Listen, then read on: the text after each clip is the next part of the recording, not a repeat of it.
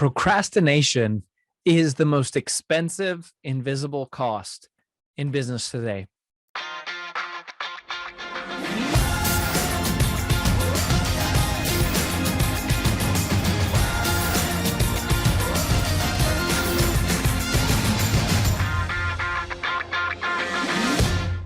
Procrastination is something that affects all of us, and it is a real cost to any company because it is the amount of lost time and the opportunity cost of what you're either paying yourself or paying someone inside of your company where they are not being productive.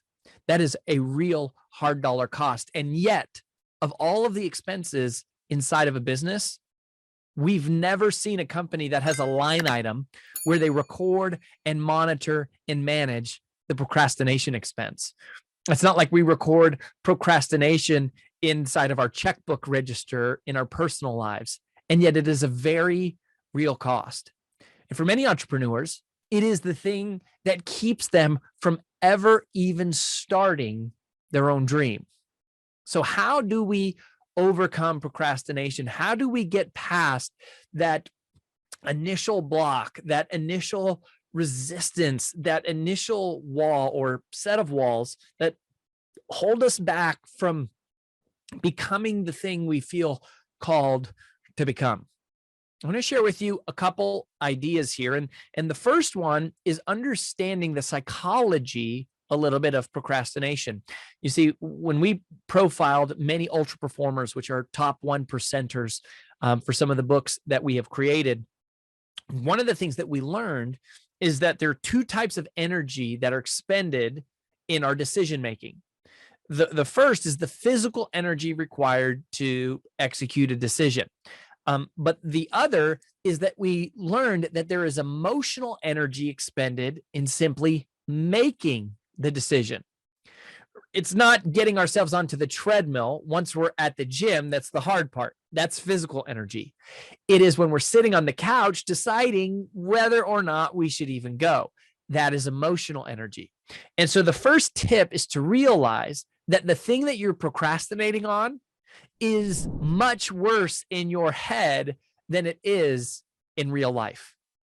It's much worse in your head usually than it is in real life. I mean, we think in our minds that like working out for 20 minutes is going to be this grueling thing. It's almost like in our head, it feels like it's a marathon.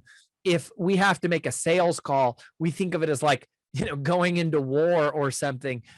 Anytime we have to deliver someone feedback or, give them kind of like coaching, a lot of us are reluctant because we think it's going to be this big, like emotional battle. And when it comes to paying our taxes, right, we just think, oh my gosh, this is so overwhelming. I don't know what to do. And what you have to realize is that it's much worse in your head than it is in reality. By the way, that's by design.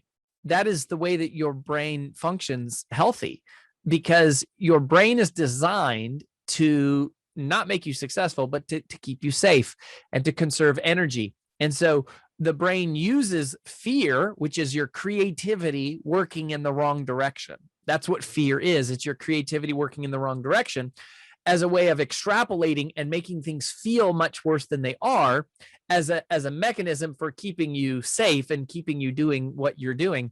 And that prevents us from getting outside of our comfort zone and taking action and doing things differently, which in a matter of survival, it works, sometimes to our advantage, but oftentimes in a matter of success, it works to our disadvantage.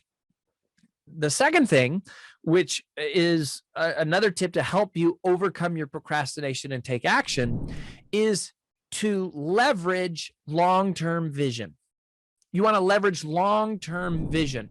See, when we procrastinate, we often think about just the short term. We think about the work. We think about the pain. We think about the sacrifice. We think about, the struggle or the strife that has to go into creating or pursuing the goal, or, just starting on whatever the activity is.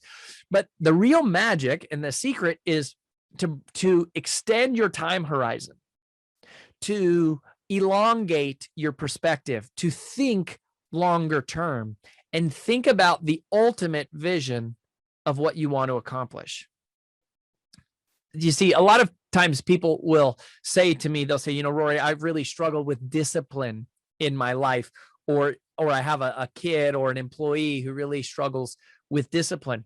The truth is that most of us don't struggle from a lack of discipline as much as we struggle from a lack of vision.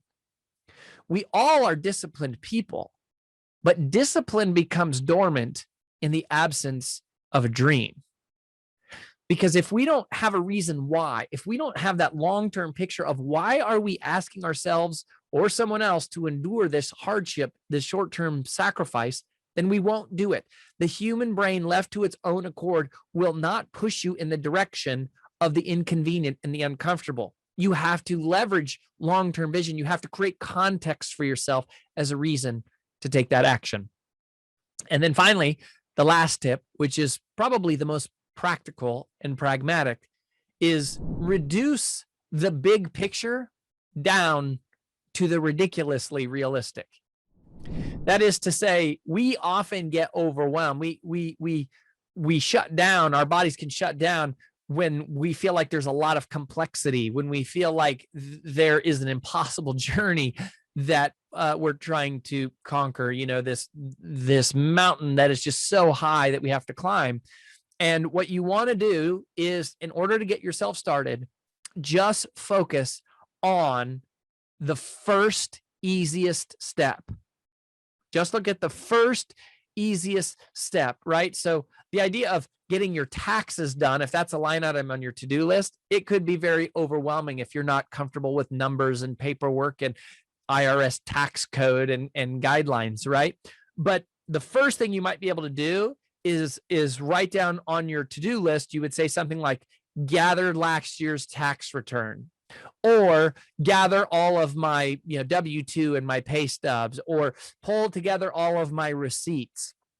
Those would be examples of smaller steps.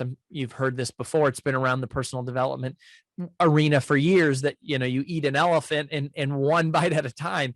And it really does work, that you have to boil it down to the first simplest step. And if you have an item on your to-do list that you're finding that you're scared of or you're creatively avoiding, then that means the item on your to-do list is too big. You need to narrow that one down to make it smaller and smaller and smaller until at some point it's no longer intimidating. And you see, much of this is a battle that exists in your mind. Procrastination is not a lifelong sentence that you are somehow a helpless victim to because of your DNA. It is not something where it's just, a matter of willpower or motivation. Much of it is a matter of psychology and understanding the way that your brain is designed to work. And part of that starts with knowing that it is a negative impact. Procrastination is the foundation of a mediocre life. Procrastination will steal your dreams. Procrastination will rob your retirement. But procrastination is effectively just a figment of your imagination. It is your creativity working in the wrong direction. But if you can activate your creativity working in the proper direction, in the productive direction, in the vision direction, in the purpose direction, then you too will overcome procrastination.